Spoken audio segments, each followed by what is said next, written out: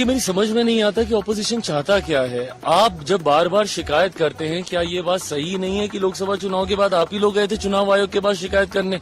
महाराष्ट्र चुनाव को अभी तक ये लोग गिनाते रहते हैं कि किस तरीके से वहां पे वोटर लिस्ट के साथ धांधली की गई, ड्यूप्लीकेसी ऑफ द वोट का बार बार ये लोग जिक्र करते हैं।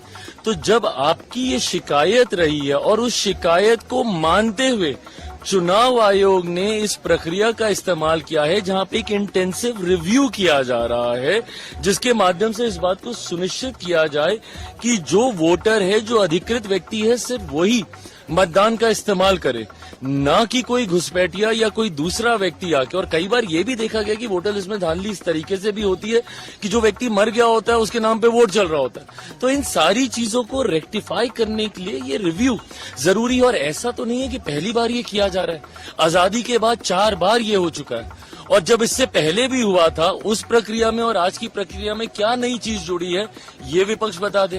भाई, इनके समय में भी ये प्रक्रिया हुई है। आप मुझे बता दीजिए कि उस वक्त से लेके अभी तक कोई एक चीज अगर बदली है तो वो सिर्फ टेक्नोलॉजी का इस्तेमाल बदला।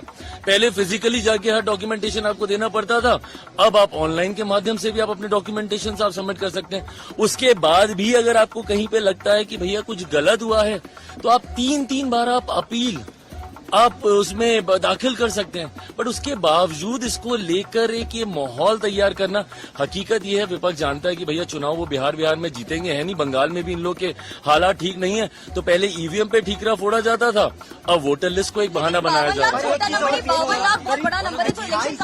भाई, मुझे अभी नहीं पता कि संख्या क्या है, 52 लाख होगी, उससे कम होगी, उससे ज्यादा होगी। अभी तो ये प्रक्रिया चल रही है ना, अभी सबमिशंस हो गए हैं। मैं तो कहता हूं कि भाई अगर 52 लाख हो, उससे कम हो, उससे ज्यादा हो, हर वो व्यक्ति जो घुसपैठिया है, जो देश का नहीं होकर भी इतने बड़े अधिकार का इस्तेमाल कर रहा है, उसको इस सूची से बाहर होना चाहिए।